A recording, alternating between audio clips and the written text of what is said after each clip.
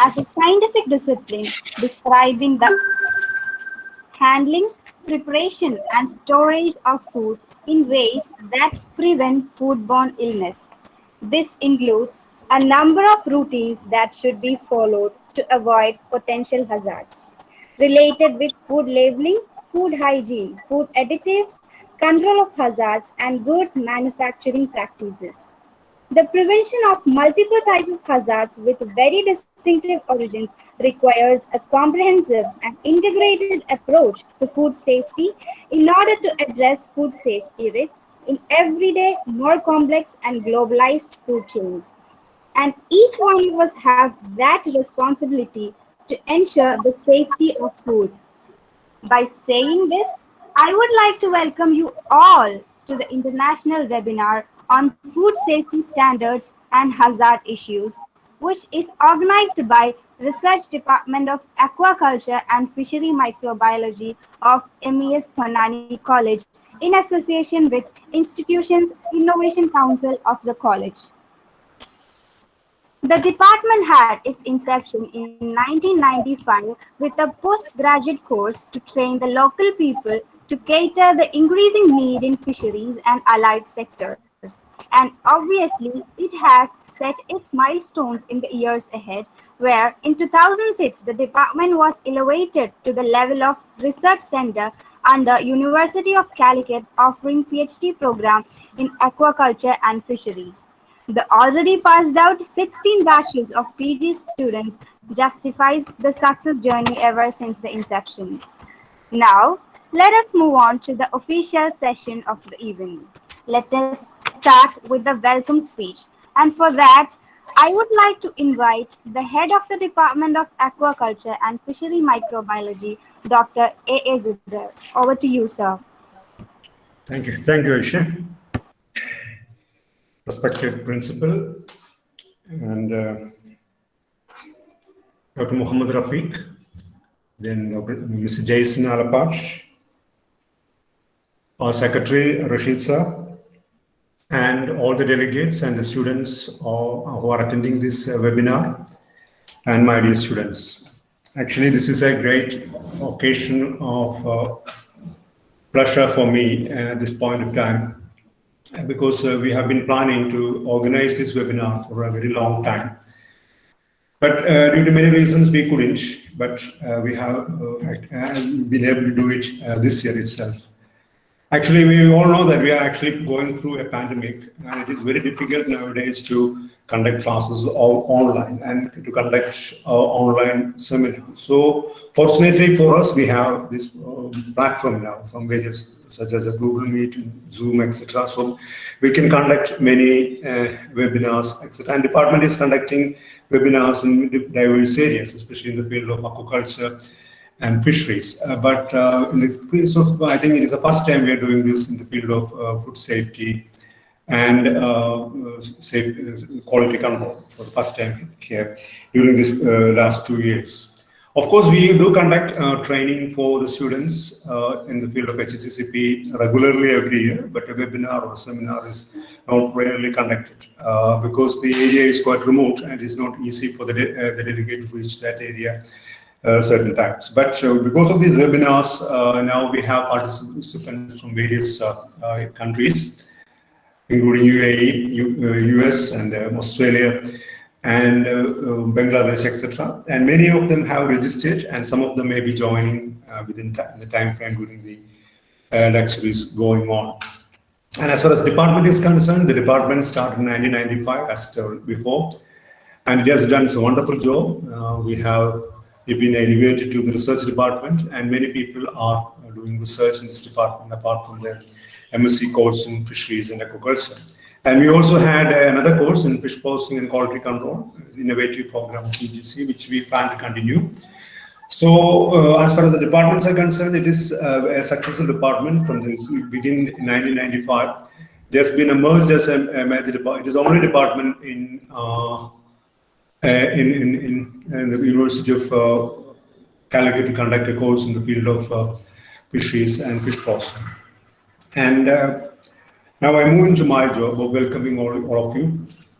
First of all, I'd like to welcome Principal of MES Penani College, Dr. Ajins Mohammed, who's actually the person behind most of the webinars in the college. Ever since he joined the college, he's actually supporting all of us and we taking initiatives to start the webinars at every month. And we've been doing that. I welcome that. I welcome, sir, to this webinar. Thank you. Thank you, sir. Now, I also welcome Dr. Muhammad Rafiq. Dr. Muhammad Rafiq, you know, is actually is a product of Industrial Fisheries Department of Cochin University. And he did his MSc in Industrial Fisheries and followed by his PhD from the same department. And he's the CEO of the Asper Group, and he's doing a wonderful job in that field, conducting seminars, conducting webinars, and giving training in various as a resource person in various sectors. And we have been actually lucky to get him here as a resource person. I welcome you, sir, Muhammad Rafiq, to this. Thank you. Then I welcome Mr. Jason Alapat, who is the another resource person, who's a person. I know him personally from 1990 onwards. He was my colleague and was my friend during my brief stay at Rajiv Gandhi Center for Biotechnology. He's a product of Rajiv Gandhi Center for Biotechnology, and he's done his post-graduation in the field of food and nutrition and dietetics. And he's been doing some very good work in the field of food safety and related sector for a very long time in abroad, especially in Dubai, Abu Dhabi, and in countries, etc. And I welcome you, Mr. Jason Alapan, to this August gathering. Thank you, Mr. Sabai. Then all my colleagues from various institutes, from various other institutes, we have actually 220 participants from various institutes, from universities, seafood industry, medical field, etc. And some of them haven't joined, maybe joining soon. I welcome all of them to this August gathering of this webinar. Then I welcome my dear colleagues, Dr. Rajul Shanis and Dr. Mujib for their contribution to this seminar. I know them, they have been doing some wonderful work. Without them, we will not be able to have this webinar here. I welcome both of them to this webinar. And then I welcome all my students of this institute of MES Penani College and all my colleagues of MES Penani College to this webinar. Thank you very much. Now I invite Principal for his inaugural address. Thank you, sir. Thank you. Thank you, sir. It's time for the inauguration, which is indispensable for any event. For that, let me invite the principal of college, who has also been constantly with us through the thick and thin, Dr. Ajins P. Mohammed. Sir, please. Thank you, Aisha. Respected resource persons of the day, Dr. Muhammad Rafiq, Mr. Jason Alapat, Secretary and Correspondent of MES Penani College, Mr. Muhammad Rashid, Head of the Department, Dr. Subair, Dr. Rajul Shanis, Dr. Mujib Rahman, and all other participants who are attending this webinar, which is organized by the Aquaculture Department of MES Penani College. This is an international webinar which is organized by the Aquaculture Department, which is commencing from today, 4th and 5th of July 2021. Nowadays, we are very much closely discussing about food safety, food nutrition, food security, food hazards, etc., because all these terms are almost closely linked. Food contamination happens when foods are corrupted with another substance. Normally, it can happen in the process of production, maybe transportation, packaging, storage, sales, and cooking processes. And it can be physical contamination or chemical contamination or biological contamination. The statistics shows that the unsafe food containing harmful bacteria, viruses, parasites, or chemical substances can cause more than 200 different diseases ranging from diarrhea to cancers. Around the world, an estimated 600 million, almost 1 in 10 people fall ill after eating contaminated food each year. So at this juncture, the Department of Aquaculture is organizing this this vibrant webinar, international webinar on food safety and standards, because this year we are expecting our NAC inspection. Within some 3 or 4 months, we are expecting our NAC inspection, and as a process of that NAC inspection process, we have already given direction to all the departments to conduct at least 3 or 4 international webinars in this particular academic year. And this particular webinar, this international webinar, which is organized by the Aquaculture Department, is in association with Innovation Council, India Institute Innovation Council, which is just started at MES Panani College in this academic year only. So I really congratulate Dr. Subair, Dr. Rijul Shanis, and Dr. Mujib Rahman for organizing this webinar, this international webinar. And I once again extend a wholehearted welcome to Dr. Mohammad Rafiq and Mr. Jason Alapat, being the resource person of this webinar. And with all your permission, I declare that the webinar, international webinar, is inaugurated. Thank you. Thank you very much.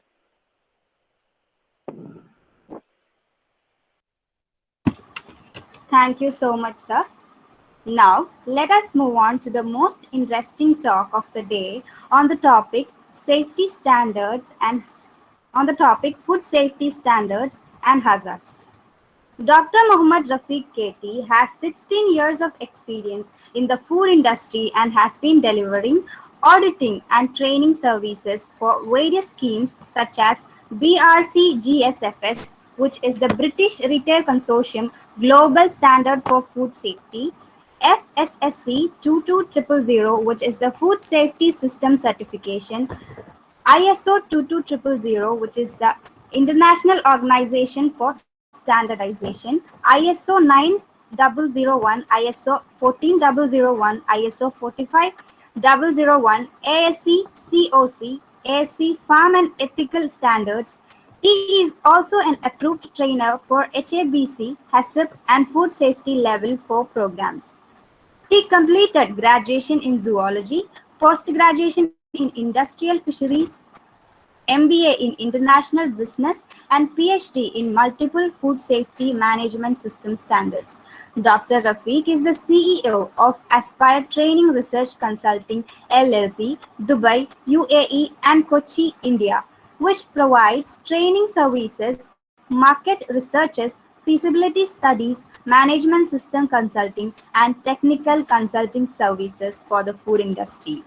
I would like to wholeheartedly welcome Dr. Mohammad Rafiq KT for the keynote address. Over to you, sir.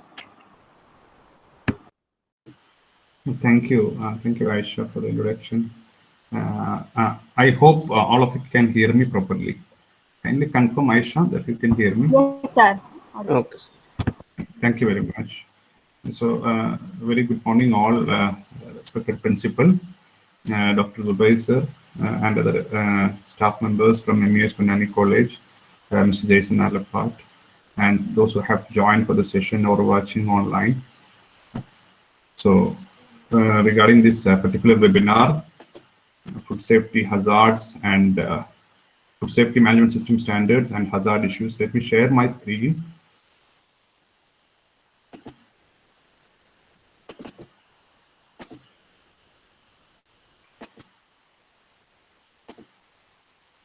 This webinar, as principal and Zubair sir explained, this is planned for 2 days, today and tomorrow. And today I'll be going through food safety management system standards and significance. And tomorrow there is another session by Mr. Jason Alapat on hazard issues and controls. So in this session, the focus areas are food safety and its significance, what is a management system standard, and principles of FSMS, Food Safety Management System Standards, and PDCA concept in the FSMS standards, the different types of FSMS standards and key contents in the standards, in the FSMS standards. I'll take about an hour to cover this area, and then if there are any questions, we can discuss. And food safety, we all know what is food safety. Even at the opening speech, principal has given an outline of food safety and its significance. Food safety is food. It's providing safe food. Technically speaking, it's an assurance that food will not cause an adverse health effect for the consumer when it is prepared and consumed in accordance with the intended use. This is the definition by ISO, International Organization for Standardization. So it is basically of providing safe food, and that is free from all sort of hazards or contaminants. The hazards can be of different types, which is basically chemical hazards, physical hazards, biological hazards, or allergenic hazards. Chemical hazards may be like during the process of collecting the food from the source. Maybe it can be from the farm, or it can be from the other factories, or during the transport or delivery. So at any point of time, if there is a contamination with chemicals or chemical hazards, which can be in the form of pesticides, antibiotics, or lubricants, or any other process chemical which are unintended to be in the food. So those are chemical hazards. Physical hazards can be like any physical object, like metal pieces or button or staple pins, or in any nuts or bolts which might come into food product from the factory or during the supply chain, at any point during the supply chain. Biological hazards, similarly the pathogens. Which can be microorganisms like bacteria or virus, which can cause any health issue to the consumer, or allergenic hazards. So allergens here, which can be like peanuts, or there are multiple varieties of allergens which can cause allergenic reactions to different people. So these are the broad categories of hazards which cause food to become unsafe. And the significance of food safety. The principal has already given an outline what is the significance of food safety. So unsafe food containing harmful bacteria, virus, parasites, or chemical substances cause more than 200 diseases, starting from diarrhea up to cancer. So there are quite a lot of diseases from unsafe food. Almost 1 in 10 people in the world fall ill after eating contaminated food, and 420,000 die every year. This shows a huge number of death that happens because of consuming unsafe food. And over 125,000 children, especially below the 5 years of age, die every year eating unsafe food. And again, if you see the socio-economic impact of unsafe food, US dollar 110 billion is lost each year in productivity and medical expenses resulting from unsafe food in low and middle income countries. This is only from low and middle income countries. This shows the overall socio-economic or health related impact of having unsafe food, which is really a huge concern in the food supply chain. And this figure is from WHO fact sheet, and this is the latest data from World Health Organization. So this shows the significance of food safety, why there need to be standards or controls or management system procedures to ensure the delivery of safe food. Year by year, or maybe day by day, when it goes by, we depend on packaged food. Earlier we were more dependent on our own maybe kitchen gardens and so on. Now we are more dependent on packaged food. So there is always a risk of food safety issue as it is handled at multiple levels. When it comes from farm, if it is a vegetable product, when it comes from farm, and then when it goes through different supply chain agents, so there can be different issues associated with food safety at different levels. So what is the system to control these kind of food safety issues? So there comes the relevance of the food safety management system standards, which need to be followed by different supply chain agents. So what is a management system? When we talk about food safety, the next comes, the food safety management system. What is the management system means? The way in which an organization manages the interrelated parts of business in order to achieve its objectives. Interrelated parts of the business means in an organization, if we take about a factory producing pasteurized milk, if you take that factory, there will be different departments which receives the milk: purchase department or receiving department, maintenance department, production department, quality assurance department, maybe marketing and sales department, research and development department. There could be different departments. How these different departments work together to achieve the common objectives of the organization, that is providing safe food. So this is about the management system, how all these departments or how all these units in the organization work together to achieve the objectives of the organization. That is management system. And the system includes, the management system includes organizational structure with different functions, departments or sub-processes, and roles and responsibilities defined for each division, each department. And there will be proper planning for the implementation of the management system and execution of the management system, the operation part. And FSMS standards, the management system standards, because management system standards management system can have different focus. It can focus on food safety, it can focus on quality, it can focus on environment or health and safety. So there will be different set of procedures focusing on quality, food safety, health and safety, or information security, or different aspects if we take.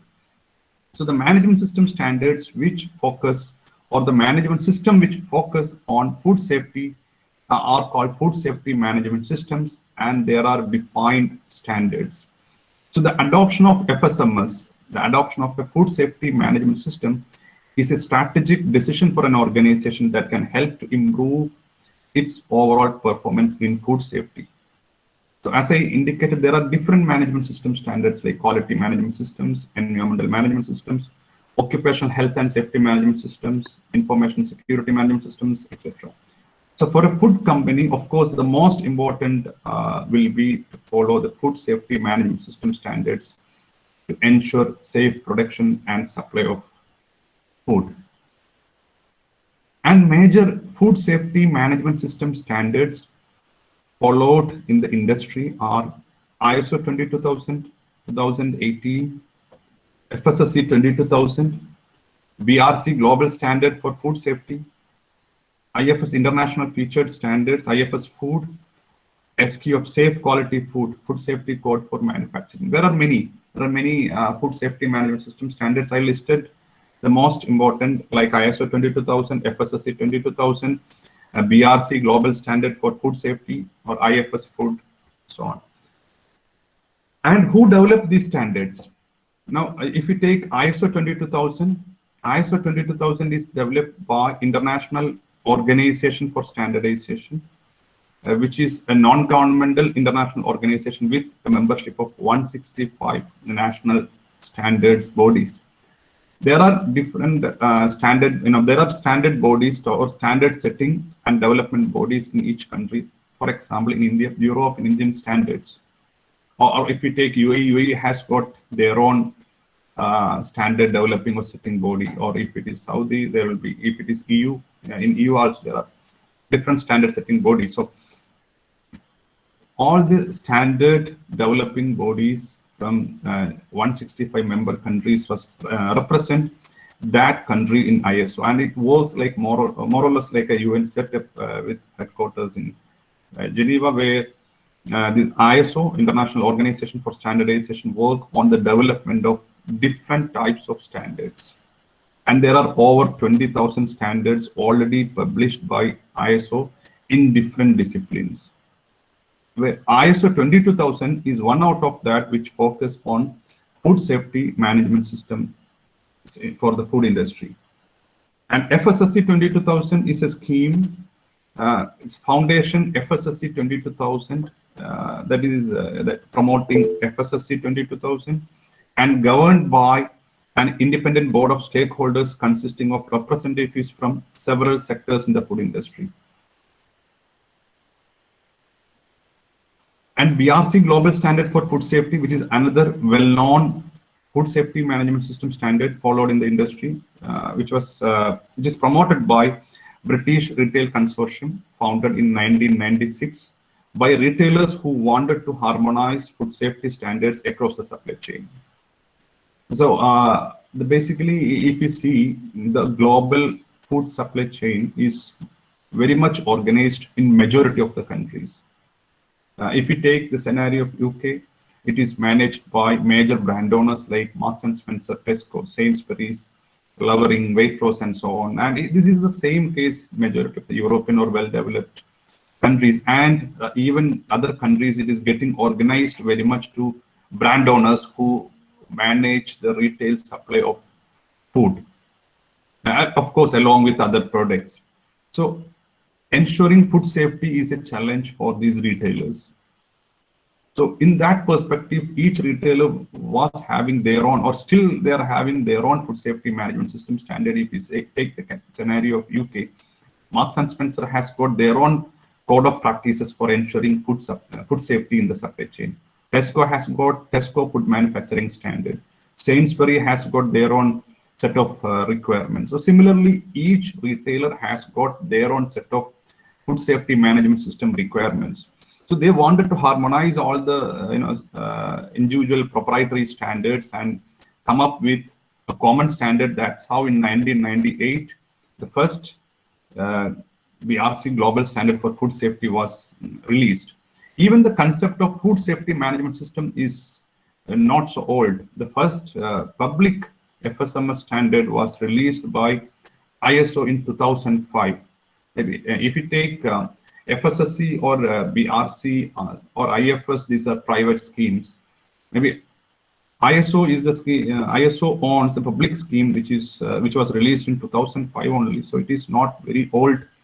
Basically, industry was depending mostly on HACCP certification, which is in fact a part of the broad FSMS concept that we will see in the coming slides. And the management system standards, the FSMS standards works based on the management principles, which is applicable to other quality management system or environmental or health and safety management systems. So any management system works based on the 7 principles like customer focus, leadership, engagement of people, process approach, improvement, evidence-based decision making, relationship management. If you take ISO 22000 standard, food safety management system standard, it works based on these 7 principles as a management standard. So customer focus means an organization has to be customer focused. Like in terms of food safety management system, organization shall identify the customer requirements in terms of food safety and try to meet the requirements of the customer and satisfy the customer, providing safe food, meeting the requirements of the customer. And the leadership, organization has to take leadership, or maybe there shall be leadership within the organization to ensure effective implementation of the management system standard and its maintenance. So the leadership, the involvement of the management is significant in the management system standards. And also engagement of people. It's not about the management alone or senior people in the organization. It is engaging all levels of people in the organization from top to bottom, engaging the people to achieve the objectives of the management system. And also process approach. If you see a production line, for example, a factory producing frozen chicken or a factory producing juice in PET bottles. So there are different processes in the organization, right from the receiving of the milk, its storage, and then multiple levels of processing, pasteurization, then final packing, and then it goes to the dispatch and the distribution, of course. So the entire production system need to be broken down into processes and see the effectiveness of each and every process for the overall performance of the management system. So process approach is a key principle of the management system standards. And also improvement. Organization shall be improvement focused. Organization has to demonstrate improvement in their management system, and it is a requirement actually. It is, like organization want to improve or does not want to improve, that is a different thing. But when the organization follows a management system standard like FSMS standard, demonstrating improvement in the food safety aspects is a requirement.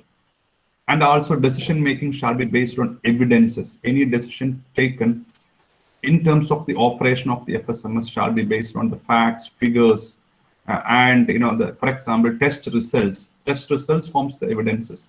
Any improvement related to FSMS shall be based on the actual evidences. And relationship management.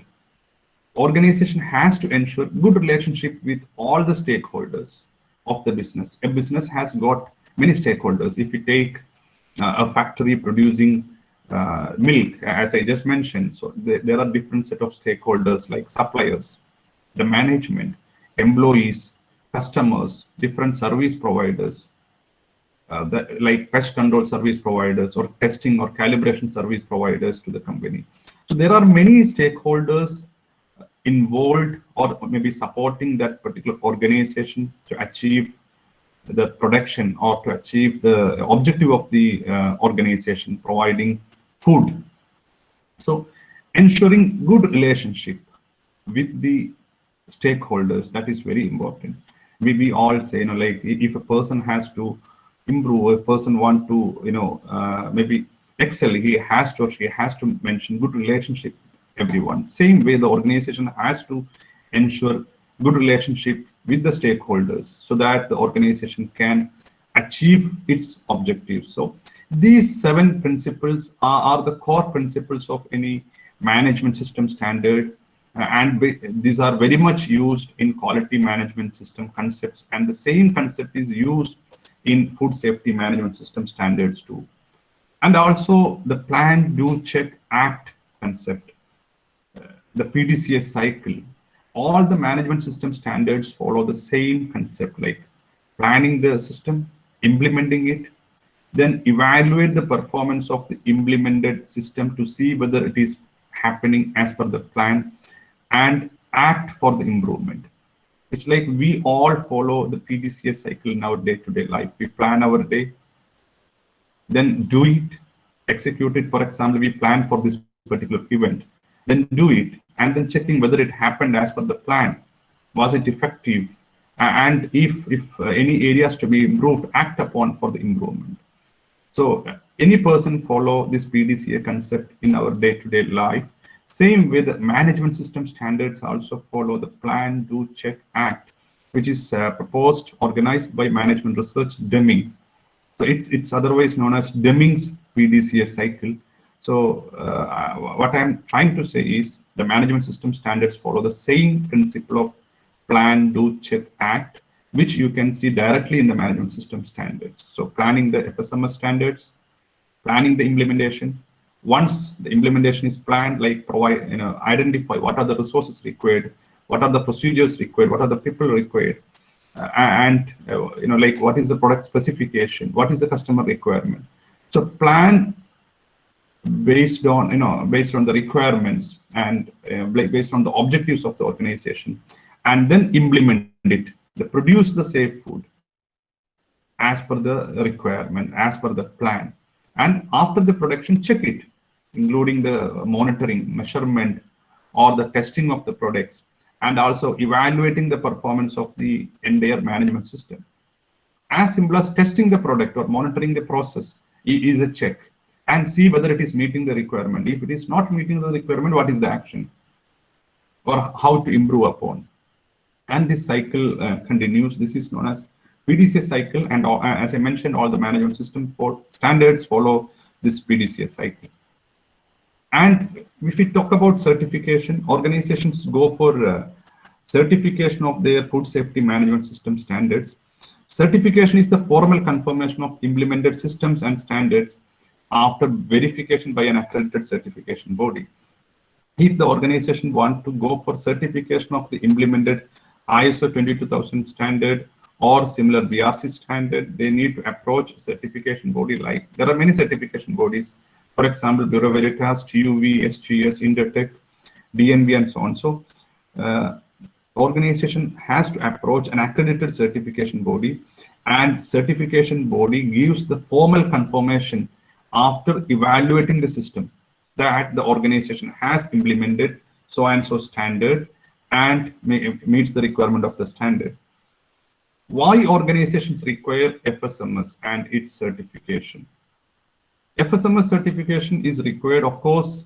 The basic aim is to provide safe food, to ensure safe food is supplied to the market. And also it's a customer requirement. In majority of the countries or majority of the retailers, as I mentioned, they demand or they dictate to follow certain FSMS standards. For example, if you send the products to UK countries, maybe they're mainly they ask for British Retail Consortium, Global Standard for Food Safety, BRC food. Or if you send to Italy, Belgium, or France, or those countries, it's a requirement to have IFS food. So your customer will mandate. Or in other countries, or maybe most of the places, at least ISO 22000 is a requirement from the side of customer, especially organized customers. The wholesalers or retailers, they will dictate to have FSMS certification. And also it's a legal requirement in many countries. Having any FSMS certification or at least a HACCP certification is a legal requirement. And also organizations initiate from their side as an effort to improve their FSMS. So these are the reasons why organizations go for food safety standard certifications. And of course, certification provides increased credibility and recognition to the organization, improved consistency in the system, and also better process and process control, enhanced managerial controls in the operation, and increased customer satisfaction. And employees are also empowered. Employees feel confidence that there is a system which ensures safe production of food. So, and employees are also trained and motivated regularly as part of the system. So employees also feel empowered. And if you see the ISO 22000 as a sample standard, there are, as I mentioned, there are different types of standards. So most commonly followed food safety management system standard. I have taken ISO 22000 here to see what are the key contents of the standard. If you see the requirements of ISO 22000, that is split into 10 different sections, starting from scope of the standard, the references used in the standard, and terms and definitions, then context of the organization, leadership, planning, support, operation, performance evaluation, and improvement. So these are the 10 sections in the standard. Section 1, 2, 3, that is scope. Scope explains why this standard is required and to whom it is applicable, which says it is to ensure the production and supply of safe food, and also it is applicable to any agent in the food supply chain. So ISO 22000 can be followed by a farm producing fruits and vegetables, or a transporting company transporting fruits and vegetables from the farm to the processing company. The processing company who produce juice or other products out of these fruits, they can also follow. And again, a packing company, or if it is by the same company or repacking company, they can also do. A storage company who store the product before giving to wholesaler or by the wholesaler, they can also go for ISO 22000. And of course, retailer. These are the direct agents in the direct links in the food supply chain. Even FSMS can be followed by the indirect links, like a pest control agency who is doing pest control service provider, pest control services to the company, or a company producing machinery required for that, or a company producing packaging materials, or a company producing processing aids or processing chemicals. They can also follow ISO 22000.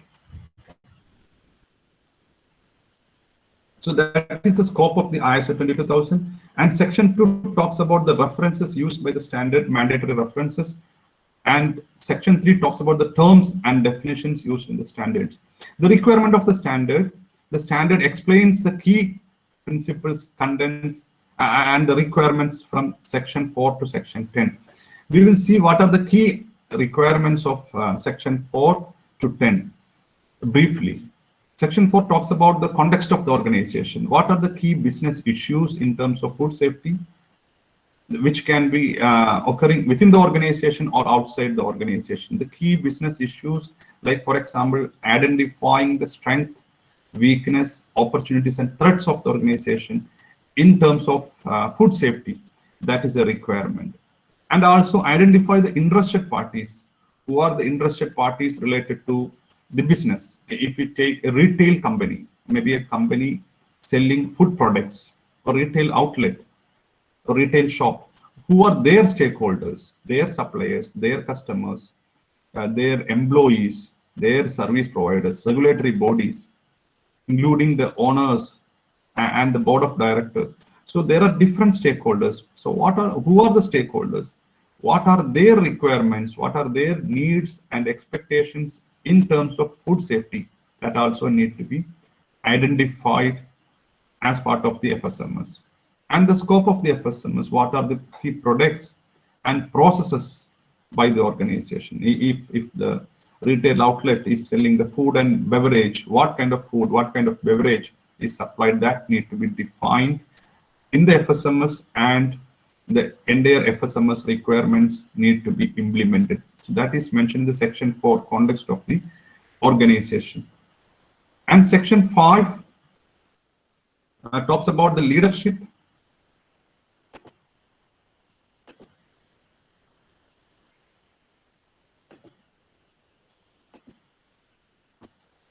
As we mentioned already, when we discussed the quality management system principles or the management principles, leadership is a key area where the involvement of the management, the commitment of the management for the implementation of the FSMS. Maybe certificate, there are certain scenarios management use or the owners use FSMS certification only for marketing purpose. It is not that way. Involvement of the management for the implementation of the FSMS standards and their commitment is a requirement of the FSMS standard. And need of defining a food safety policy, the high level commitment by the management or by the organization to achieve food safety need to be stated as a food safety policy. And there shall be a defined organization structure that need to be provided by the management with roles, responsibilities, and authorities. Who is the responsible person for receiving milk or purchasing milk in a dairy industry or in a factory producing pasteurized milk, and who is the responsible person for production, who is the responsible person for quality or HACCP, or different roles and responsibilities within the organization need to be defined. And section 6 talks about planning, where the key areas are risk management and setting objectives, and also change management.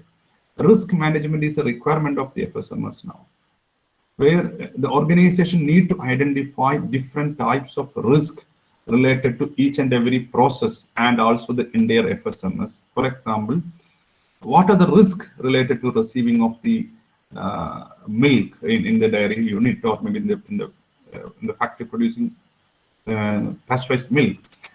There, what are the risks related to receiving, and what are the improvements that can be brought in the particular process? Maybe if you go to storage area, what are the risks in the storage area, and what are the controls? What are the improvement areas to be brought? It's not only about the hazards. The hazards, there is a separate discussion like physical hazards, chemical hazards, biological hazards, where we focus only about hazards. Apart from the risk, for example, in the storage area, our failure is a risk, which we do not identify as a physical hazard or a chemical hazard or biological hazard. Or even employees not coming for work on time is a risk, in fact, which can cause process delays and products related issues. Or employees not comfortable to work in the place. Maybe there is no comfortable work environment for the employees. That is also a risk, where employees will not work appropriately or adequately, which can impact food safety. So any risk which can directly or indirectly affect food safety need to be identified, and organization need to identify opportunities for improvement. And also measurable food safety objectives shall be established. Every business set objectives, measurable objectives in terms of money, how much revenue was built, or what was the net profit in the last year, what is the profit to be targeted this year. Here it talks about objectives in terms of food safety, how you are going to improve food safety, how many food safety complaints received last year, and what is your plan to make it to zero, or what was the product related test result in terms of, like, for example, what was the total plate count in the finished product when you compare with acceptable level, and what was last year, what is this year, and what are the number of trainings or how many hours of training you have given in terms of food safety to your employees, and how you are improving it. So measurable food safety objectives needs to be established as per FSMS, and that need to be evaluated regularly whether organization is achieving it or not. And also change management is a requirement of the FSMS, where organizations face different problems, operational issues during a change. For example, a person has come, maybe a new manager has come, or existing manager has resigned who has been working in the organization for longer time, or a new machinery has come, or existing machinery is removed, or a new product is going to start from tomorrow, or maybe in the next month. So when there is a change in the operation or in the process, definitely there will be an impact on the product or process which can affect food safety, or which might affect food safety. So what is the system for managing the changes to ensure that the change is effectively planned and implemented, so that there is no impact on the process, product, or service by the organization? So change management, risk management, the key performance indicators or measurable objectives are the requirements of the FSMS. And also section 7 talks about the support to operation, actually the supporting functions in the organization, like resources, provide adequate people, infrastructure, work environment, etc. Then competence, ensure the competence and awareness of the employees, effective communication, and the documentation systems. Resources means providing people, ensure that adequate number of people are there within the organization for the production, quality assurance, and delivery activities. And also infrastructure, whatever infrastructure required, including building, machinery, tools, equipment. It can be IT infrastructure or any infrastructure required for the production operation activity need to be provided. And the work environment, this is an important area in the FSMS. Work environment, like comfortable work environment for the employees. Maybe like if a particular area is so hot, like kitchen is very hot and there is chance of sweating, definitely it can cause hygiene issues and contamination to the product. Or maybe the kitchen is fine in terms of physical environment, but the employee is not comfortable because he has come for work in the early morning at 6 o'clock and he has to work till late night, 12 o'clock. This happens in many retail outlets or in the many factories.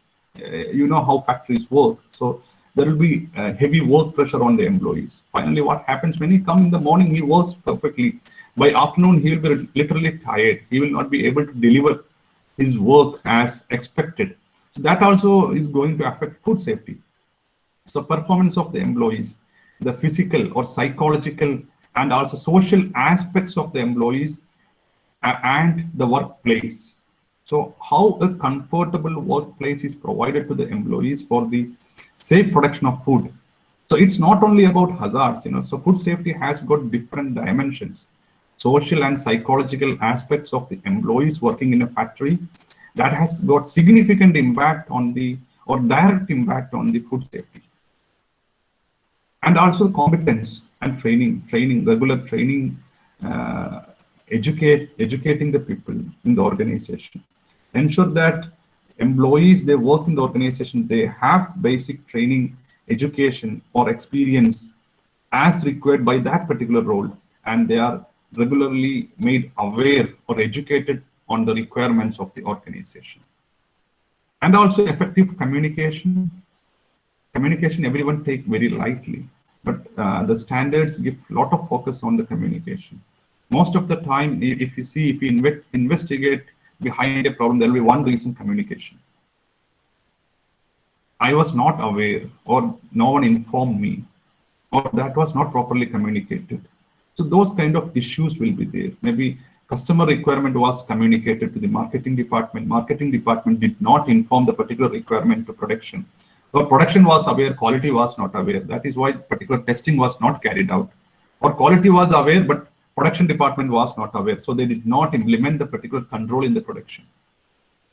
So these kind of communication issues will be there, whether it is internal or external. External means with regulatory bodies, with suppliers. Now everyone was aware within the organization, but the revised packaging specification was not communicated to supplier.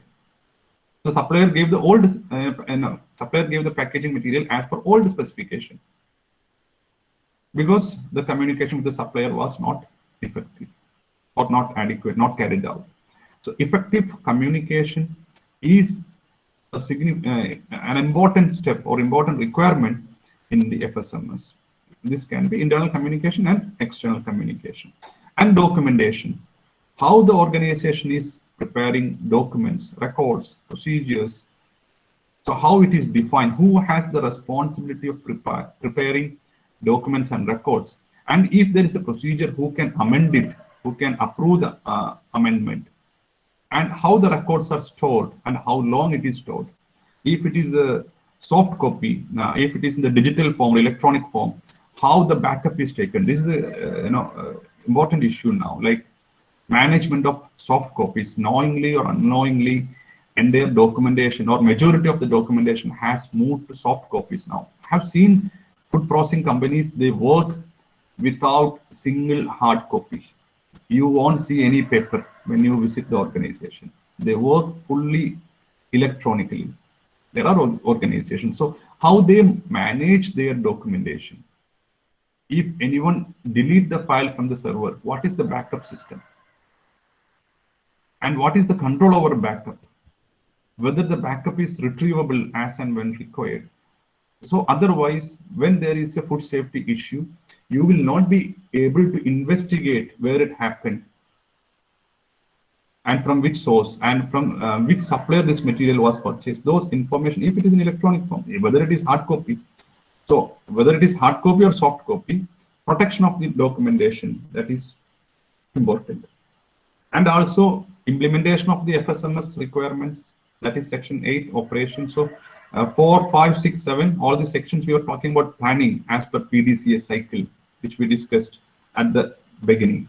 Section 8 is saying it's implementing it, operate, make the FSMS operational. So what are the operational planning and control for specific process? What are the procedures for receiving? What are the procedures for storing? What is the procedure for sterilization in the canned meat? Or what is the procedure for pasteurization of juice or pasteurization of milk? What are the time and temperature controls? Who has to monitor? How this has to be monitored? So that need to be defined. And also prerequisite programs. Prerequisite programs are the basic operational requirements or basic environmental conditions required for any food industry. Like there shall be potable water supply. There shall be good building, and proper maintenance and construction of the proper construction and maintenance of the building. Proper wall, floor, ceiling, proper lighting, and also the basic hygiene protocols for the employees, uniforms, their change rooms, pest control procedures. So the basic programs to maintain good manufacturing practice, good sanitation practice, good hygiene practice. So all these prerequisite programs need to be defined and established. And also traceability. Traceability is a key area where organization need to have a traceability management system, which includes the identification of finished product in such a way that it enables the traceability of the finished product throughout the entire supply chain within the organization and also outside the organization, at least to the raw material supplier. Now you have milk in the retail packet. If milk is there in the retail packet, what is the identification of that particular milk? And if you get any complaint, how will you identify on the date of production? And if you get the date of production, how will you take through the production line, whether it is A line, B line, or C line? And from which line this was produced? So if any particular issue with the A line, how you are tracking to A line? And to which raw material supplier? To which farmer or to maybe the milk collection society, or to the best extent possible. So in this way, the traceability system need to be established. Mostly you will see as a customer, maybe in the form of barcodes or production lots. Even if you buy a packaged drinking water, there will be a traceability code on the packaged drinking water. It's a requirement of the standard. And also emergency preparedness. What is the system for emergency preparedness? For example, emergency preparedness here, not in terms of health and safety of the employees working in the factory, it is on the food safety. If there is an emergency happen, how food safety is ensured. For example, now the current situation itself, the pandemic, there is spread of COVID. So it's an emergency situation. So how food safety is ensured during the pandemic season, especially if a person is infected in the factory. If a person is tested positive for COVID, how it is ensured that no food safety issue has happened in the organization. Or you have a flood, maybe there is a flood in the area of the factory, so there is backflow of water into the factory, or there is power failure. So how to manage power failure? Or there is a sudden strike where you cannot transport your purchased material or your finished product, so there is a spoilage or related food safety issue. So how to manage these kind of emergencies? So organization need to identify what are the emergencies that can happen considering the scenario of that particular organization, and how this will be managed when there is an emergency. And operation also discuss about HACCP. HACCP, maybe majority of us will be much familiar with HACCP than FSMS. The HACCP system is a part of FSMS. FSMS is a large umbrella of a large set of requirements where HACCP is a part. Probably HACCP forms 15 to 20% of the FSMS standard if you see overall requirements. So the hazard identification and assessing the hazards, developing the or establishing CCTs and critical control points, and implementing the HACCP system. So that is a requirement. And also control of monitoring and measuring devices, for example, the thermometers, pressure gauges, weighing scales, what you use for food industry is correct or not, it's working perfectly or not. Maybe your thermometer is not working correctly, or it's not showing correct reading. How will you verify it? How will you calibrate it? So what is the system for calibration, verification, and regular monitoring of the devices or other monitoring and measuring methodologies used for the FSMS? And also who will do the verification? Now, when you implement the system, there will be a person for monitoring. Maybe the QA inspector or the quality assurance staff is doing the monitoring activity, or production supervisor is doing the monitoring activity. That is not enough. Who will do the verification, whether the monitoring is happening effectively or not? Like a managerial person, assistant manager, or production manager, or quality manager, or a food safety team leader, doing the verification of the entire FSMS to ensure that the monitoring and the implementation of the FSMS is happening as per the plan. And also identification of the non-conforming products.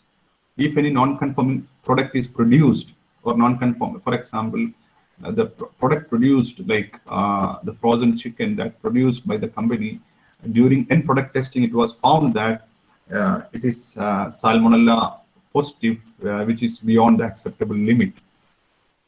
So how to deal with the contaminated product? So what are the procedures? What are the protocols? How the organization will reprocess if it is allowed, or rework, or dispose? Or if the product has gone to the market, what is the procedure to take it back?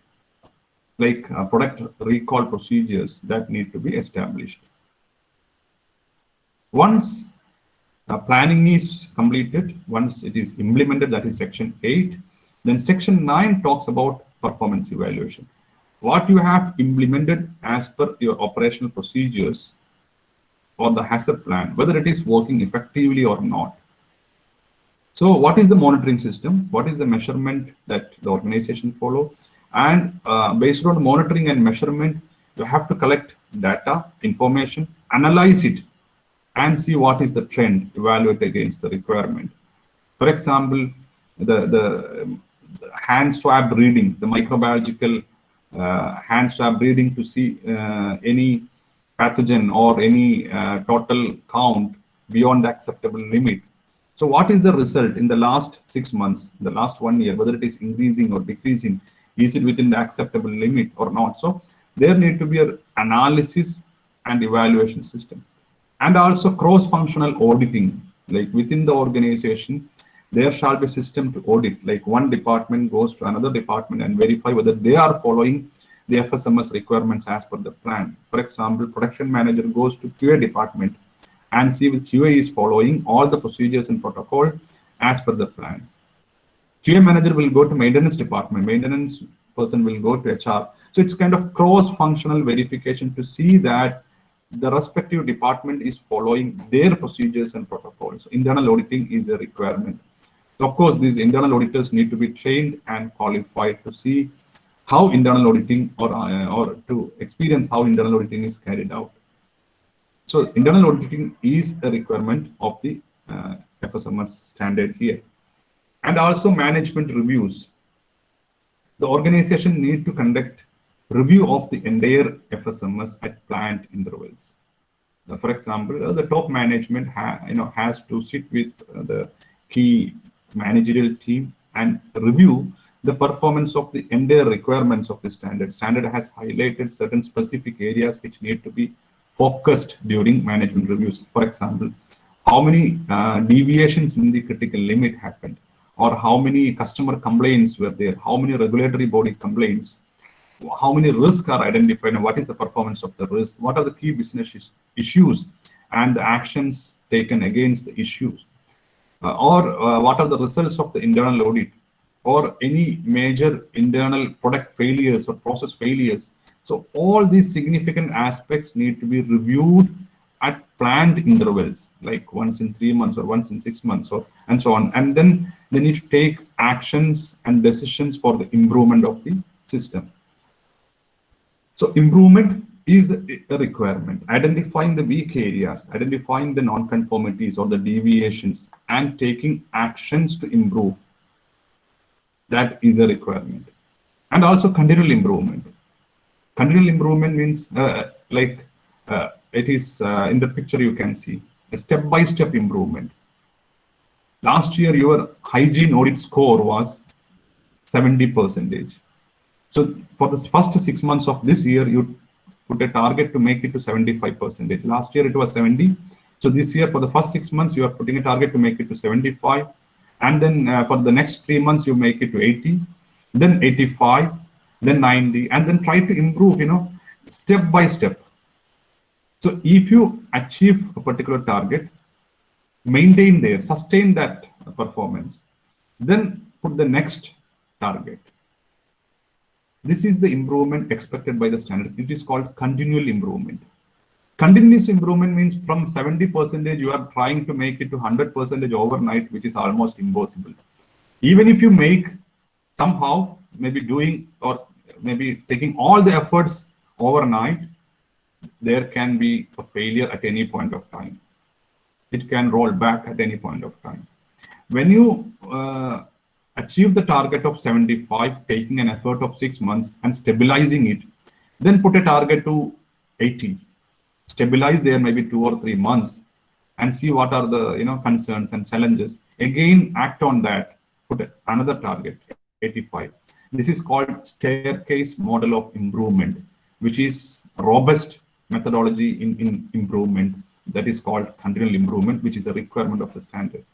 And the FSMS need to be updated periodically based on the scientific updates, industry updates, or changes in the food safety regulations, or internal learning, or internal research and development, or any other related research and development.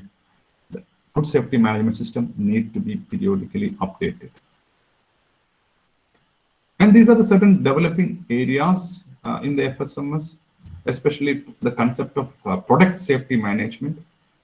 Along with food safety management, product safety management is also the developing area. For example, a company implementing FSMS, maybe the company is producing packaging material for food industry. The company is producing tin cans or glass jars for packing pickles, or company producing poly bags for food industry.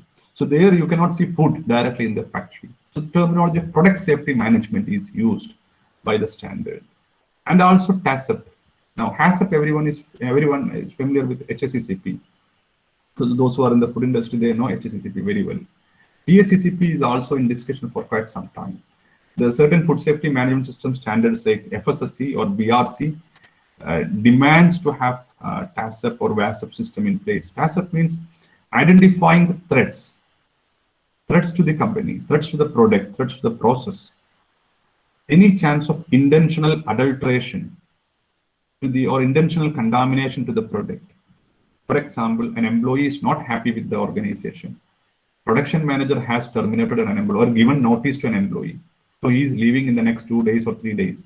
So before he leaves, he just delete the data in the server. Or he just put 1 or 2 metal pieces in the product. We have seen multiple issues when we go for audit to different organizations. Or the competitor is not happy. So competitor is trying to contaminate the product. You must have seen, locally, in the villages, like if a farmer is making a good aquaculture activity, someone go there and contaminate the product and kill the fishes. That is the food safety threat, actually, a product safety threat. Someone is contaminating the product or adulterating the product. And basically, it is a behavioral aspect or ideologically motivated. It is not to make the commercial gain most of the time. It is a behavioral aspect or ideologically motivated, which is called threat. This can be internal threat or external threat. Threat from the suppliers, threat from the service providers, threat from the competitors. So what are the different types of threats that need to be identified? Even it can be from the people living nearby and they are not happy with the factory. Probably there can be certain revenge, in terms of contaminating the product control. There are quite a lot of issues. If you Google it, you will find a lot of information on food safety threats. So threat assessment critical control point, or it is otherwise known as food defense plan, identifying the threats and developing the control measures. So along with HACCP, HACCP is a requirement now in most of the FSMS standards, especially the benchmarked GFSI benchmark standards. It's a requirement, direct requirement.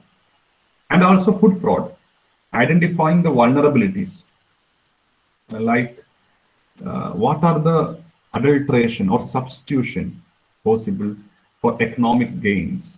For example, you are adding dry papaya seeds to pepper. It looks very similar to pepper. You get commercial gain. Or you add maybe stones or pebbles to rice, or grains to rice, or adding Sudan dye or red brick powder to chili powder.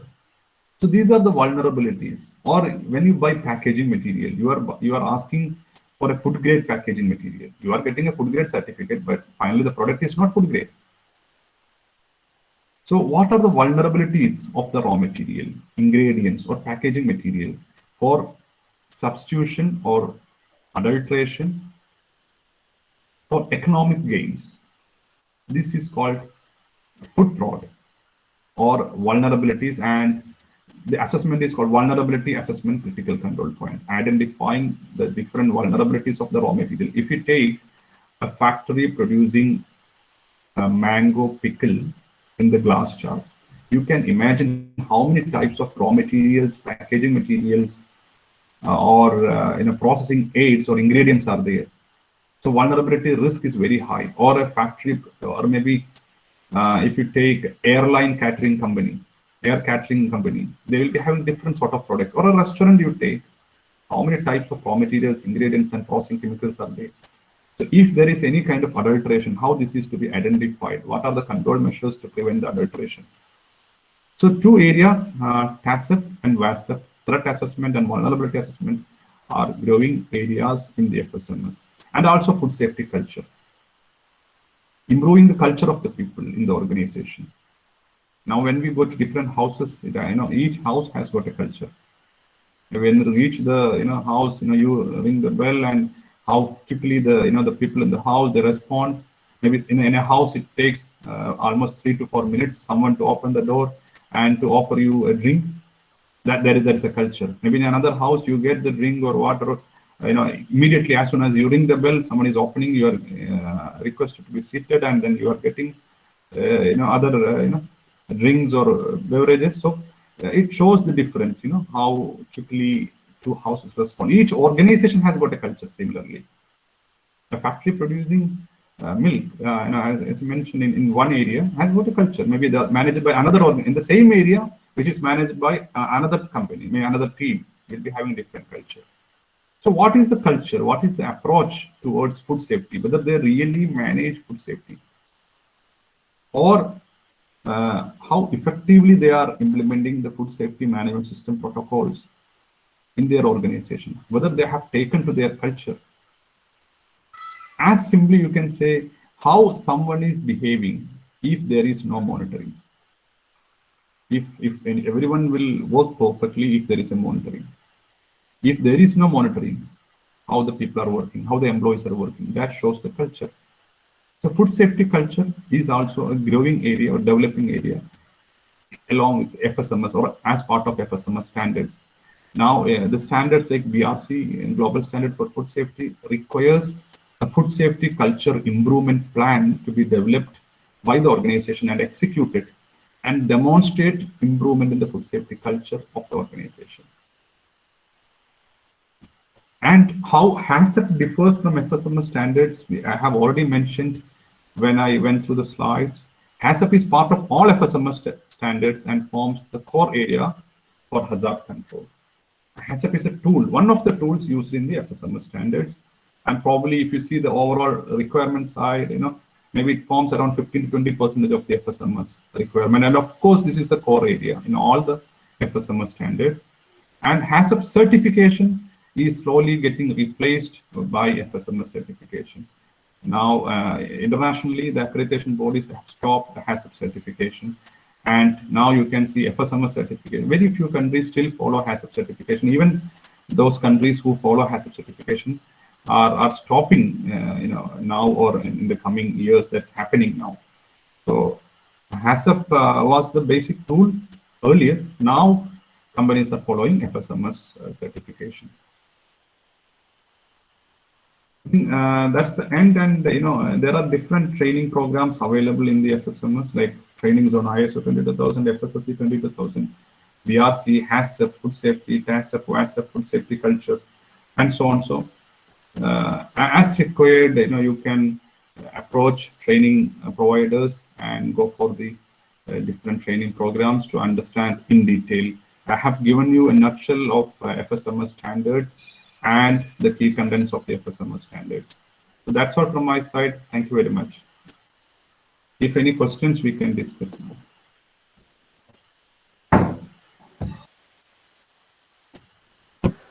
Thank you so much, sir. Yes. And I think it's time for interactive session. If you have any doubts or questions regarding the session that he had just completed, or any doubts regarding the topic, you may please ask, or you can send it in the chat box. We'll be answering it. Please don't hesitate. Feel free to ask any doubts.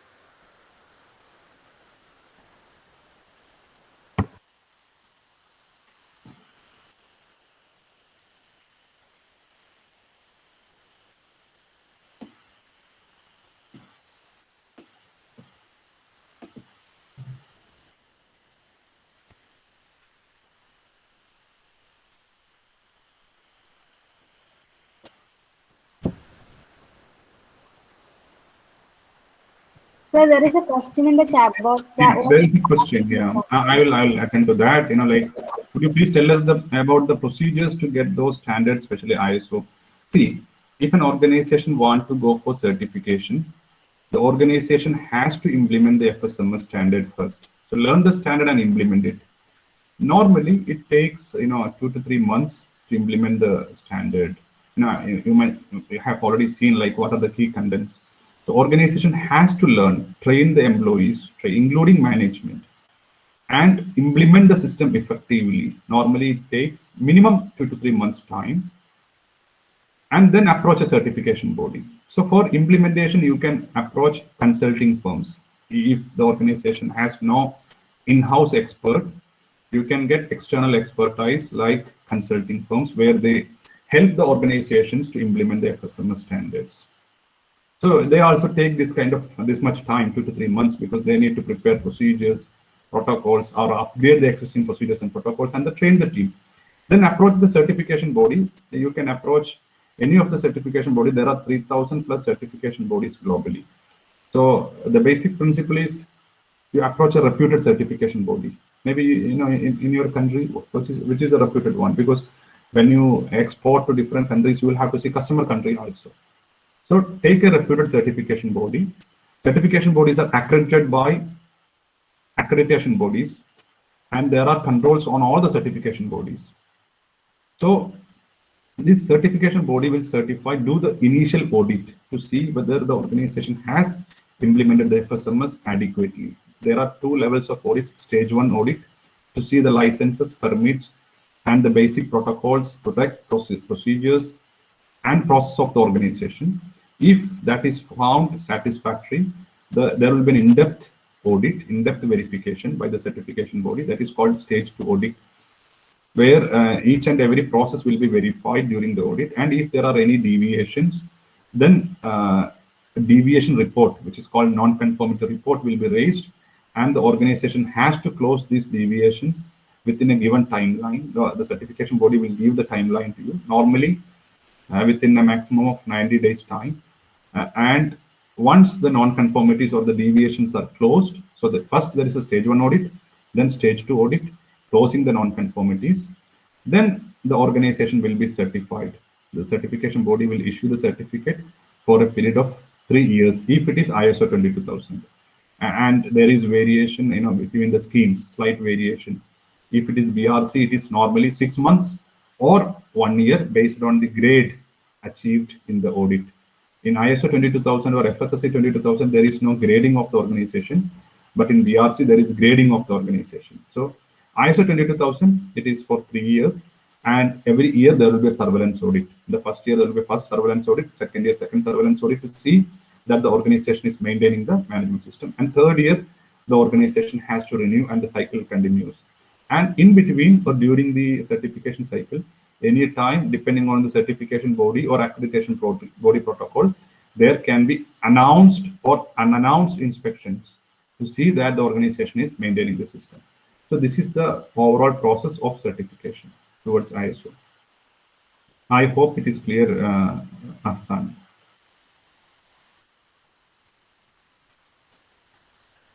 And FSSAI regulation, there is another question on FSSAI regulation. See, when we implement FSMS standard in any country, for example, you are working in India, or the company is operating in India, as part of FSMS standard, it is one of the requirements to meet the applicable regulations.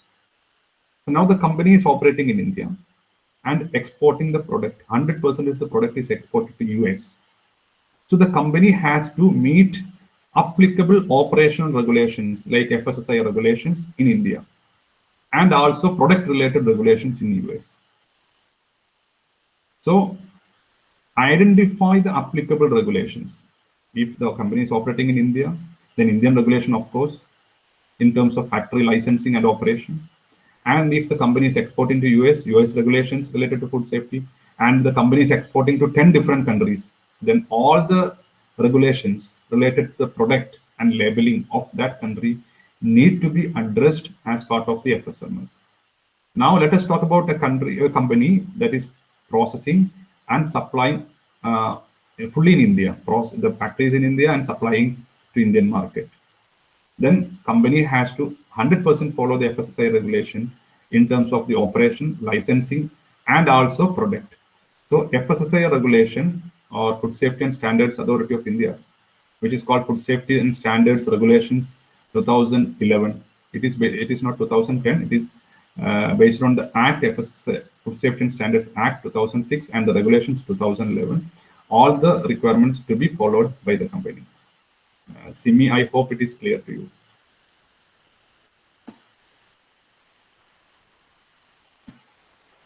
Now, Muhammad Sadiq, there is a question in India following any other standards other than FSSAI regulation. See, for a processing company in India, there are, like state license and central license. It is a requirement, even as part of licensing, the company has to have or HACCP or FSMS certification. At least HACCP certification is recommended as part of the licensing protocol.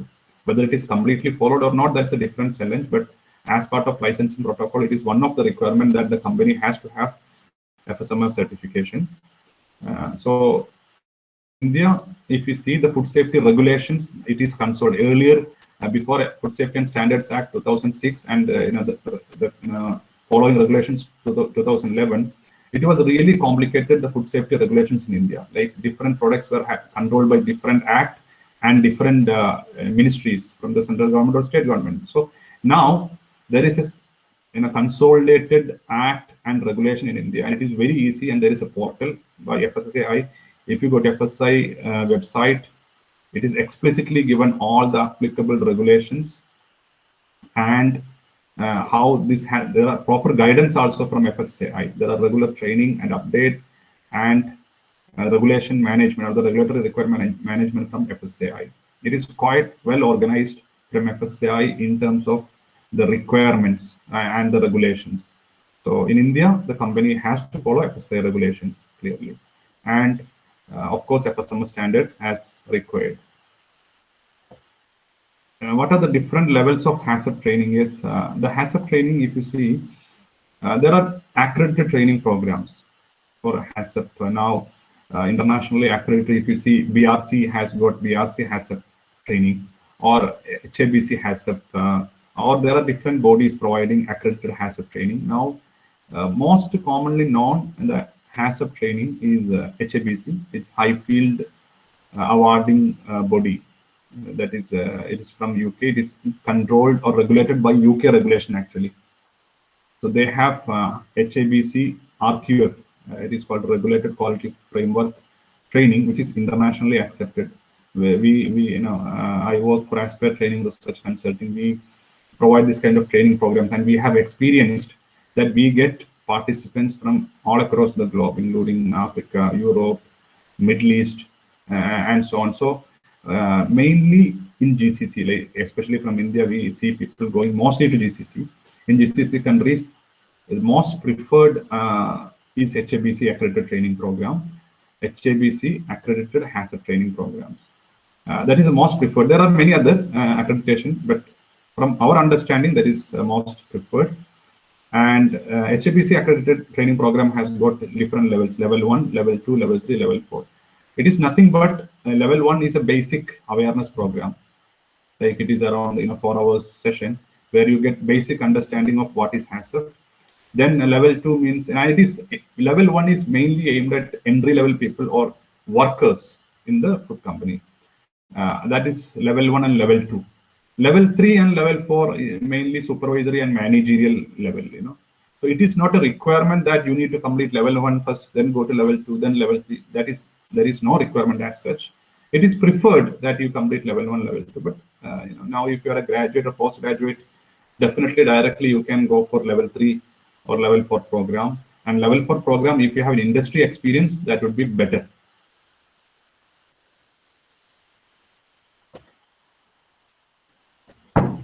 The career opportunities, the food industry, like any food industry, the knowledge about FSMS standards and regulations, hazards and controls, that is really important, you all know. And the career, food industry is broad, as we all know. It is not one sector. In the food, maybe in the technical categorization of food industry itself, there are 18 different categories. And those are broad categories. Seafood is one category out of that. Now, if you take seafood itself, there are many subcategories of seafood. So, food industry, of course, there is a huge job requirement and also technical aspect, especially in terms of training, consulting, auditing.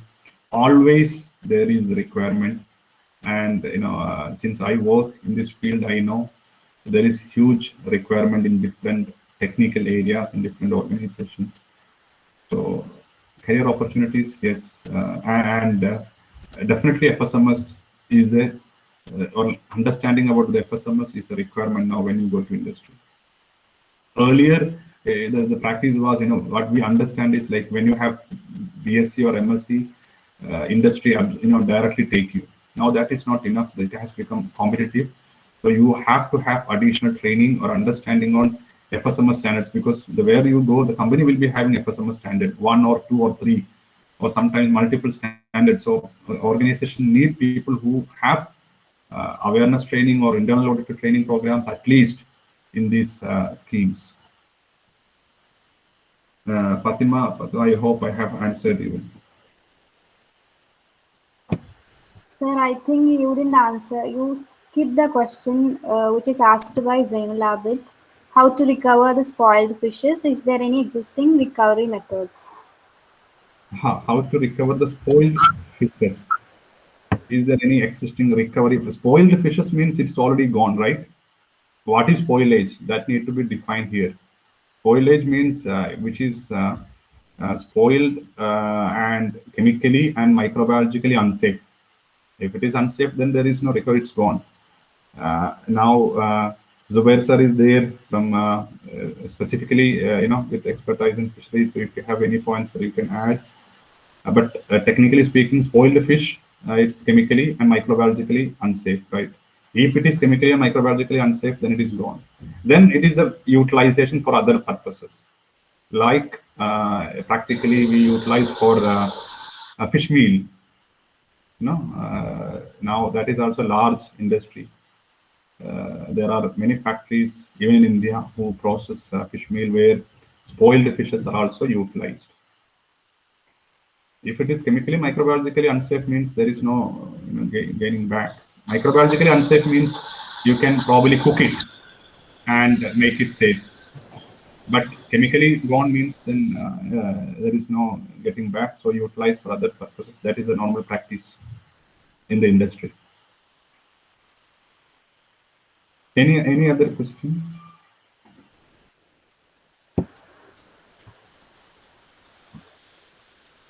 Is there any questions?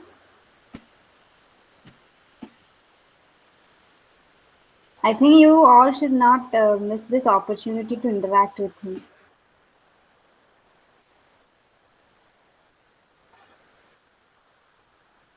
I have got a question. Which are the HACCP like short-term courses that we can opt after MSc? If it is HACCP, specifically, I would tell you, if you are planning to go to industry, definitely try to attend. If you are a fresher after MSc, like go for at least HACCP level 3 program, an accredited program. Please ensure that you are going for accredited program which is accepted internationally. There are many trainings, HACCP trainings given by different institutions. You will get a certificate on the name of the institution, but that may not be accepted globally when you go to different countries. So at least try to complete a level 3 training program, and also maybe awareness and internal auditor training program on FSMS standards like FSMS or FSSC or BRC at least. Because now when you go to industry, you need to have these two at least. So then you will be getting a preference also. So I would suggest, from my experience, I would suggest at least a level 3 program in HACCP by an accredited agency, and ensure that you have an accredited certificate. And FSMS internal auditor program. Internal audit program normally the training bodies do not give accredited one, because accredited means that is IRCA is the accreditation normally, International Register of Certificated Auditors. But internal auditor training, even unaccredited certificate is generally accepted, because it's not a mandatory requirement that FSMS internal auditor need to be accredited, but lead auditor, that's a lengthy 5-day course. Internal auditor is normally 2-day course. Level 3 program is also 2-day course. So internal auditor not necessarily to be accredited, it can be by any certification body or a reputed training provider. Now I hope it's clear. Hello, sir. Yes, sir. Sir, you already told this HACCP system is replaced by this FSMS management system. So, Yes. in this situation, we have to go for a HACCP system or any other FSMS management system training are available. Yeah, right. Here, one thing, HACCP, of course, it's the core area. It's a tool in identifying the hazards, physical hazard, chemical hazard, or biological hazard. So you take any FSMS standard, HACCP is one of the core tools. HACCP certification, I mean, there are two aspects, okay? One is HACCP certification of the company. Like a company is audited against implemented HACCP system based on the 7 principles of the HACCP, That is one aspect. And that certification is getting replaced with FSMS certification. But still, when you take the FSMS, HACCP is a part of the FSMS. So when you implement FSMS, you should know how HACCP is implemented, because it's a key component of the FSMS. It's a key tool in the hazard management. Or that is the tool, in the hazard management based on codex guidelines. So, when you go to work in a company, you need to have thorough understanding about HACCP and also an understanding about FSMS standards. Sir, I hope it is clear now. Certification, I said, in terms of certification of organizations as a standard, that HACCP certification is getting replaced, or it's mostly it is replaced now. Now I know, and I work for 2 certification bodies which are working in 100+ countries, and this certificate, we have already stopped accredited HACCP certification. But even certain small companies come and say, we cannot afford to go for ISO 22000, we need a HACCP certification. In that case, that organization will be audited, and unaccredited certificate will be issued by the certification body, which has no international acceptance, in fact, if it is unaccredited. So the certification of the organization HACCP is getting replaced by FSMS, or already replaced. I would say more than 90% it is getting replaced if you roughly, based on a global scenario. Of course, certain countries, I have seen UAE still HACCP certification is there by the as per government accreditation, but even UAE is getting or going to stop the HACCP and going to mandate FSMS certification very soon. That's the news coming out. But definitely, learning of HACCP is a must when we go forward, since it is a key tool in the FSMS certifications. I hope this is clear. Okay, sir. Thank you, sir. Sir, has our seafood industry switched over to this FSMS?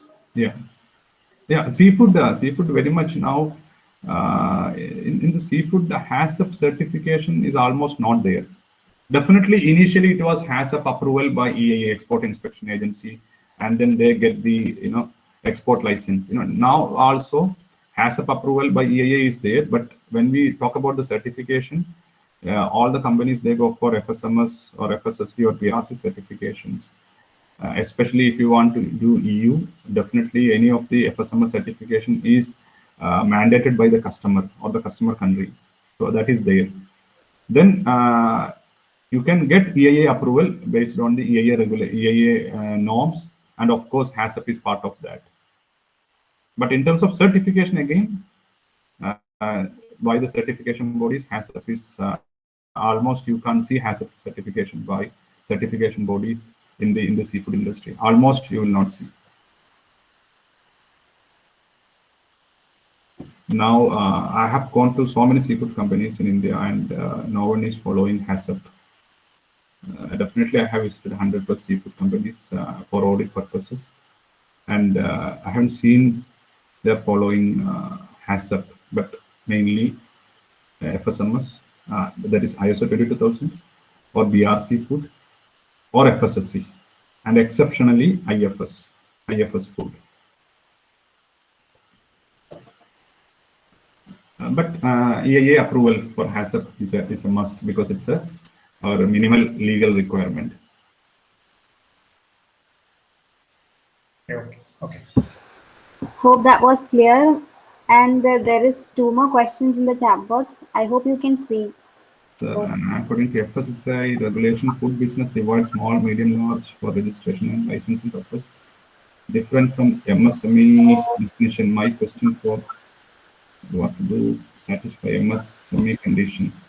Now, I do not know exactly how this is. Now there are two things. One is FSSAI license is for the petty food business operators, like retail, maybe small restaurant, or maybe a fish vendor, or a small grocery shop. In that case, they have to go for registration by respective food safety, registration with respective food safety authorities. So they give a registration, and then based on the business turnover or the production capacity, there is a chart given by FSSAI in their website. So based on production capacity and also turnover, there is a table. And also for specific products, there is a central license or state license. So license issued by central authority or by state authority. These are the 3 categories of maybe registration or licensing as part of FSSAI. Okay. And MSME conditions, I do not know exactly. I am not an expert in that. Maybe probably that you will have to check. But again, now central government has got consolidated registration for all the organizations, which is known as Udyam registration, where you can register food business or any business based on the capacity and size, and they categorize into MSME based on, again, this is the criteria. In any categorization, this number, the capacity, number of employees, or the turnover, this becomes the criteria, mainly turnover and the capacity. So that you can really check it. But for FSSAI, this registration or state license or central license. Registration for petty, that is the word used by the regulation. So that you can further recheck. Simi. Okay, sir. Yeah, this document PPT I can share with the organizer. Accordingly, you can get it. Not a problem.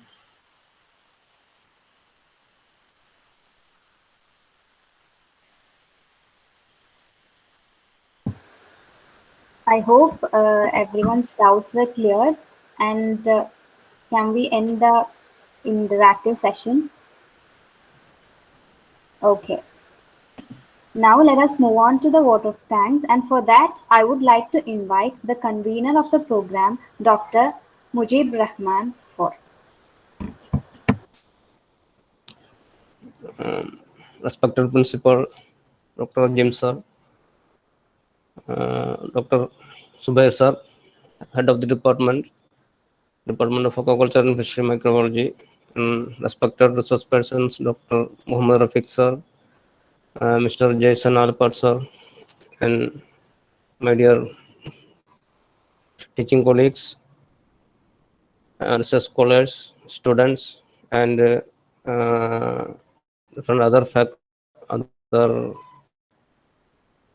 faculties from universities and other countries, and also different persons and eminent personalities from different industries, just like technicians, quality controls.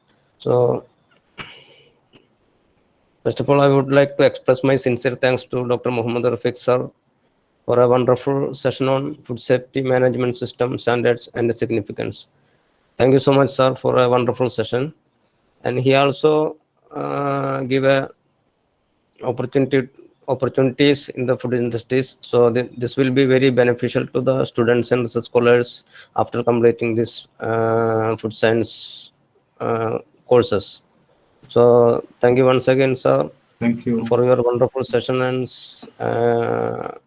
your experience in the career guidance. So we will touch it with sir for future endeavors. And I also express my Okay, sir. And I also express my sincere thanks to Dr. Rajim sir, Principal MS Panani College, Dr. Subair sir, HOD, Department of Aquaculture and Fishery Microbiology, then Mr. Rashid, correspondent and secretary of MS Panani College. I also express my sincere thanks to all the teachers, faculties from different universities, colleges, and all the technicians, coordinators, medical representatives, lab technicians who attend this seminar. And I also thanks the students of my department who help us to do this seminar. A wonderful job. Thank you, sir. Thank you all, and we hope we can meet tomorrow at the same time, 10:30, for another wonderful session by Jason Alpert, sir. Okay, thank you once again. Thank you very much. Thank you. Thank you all. Thank you, sir, and thank you everyone who has taken their effort and time to attend this session and made this a success. Thank you.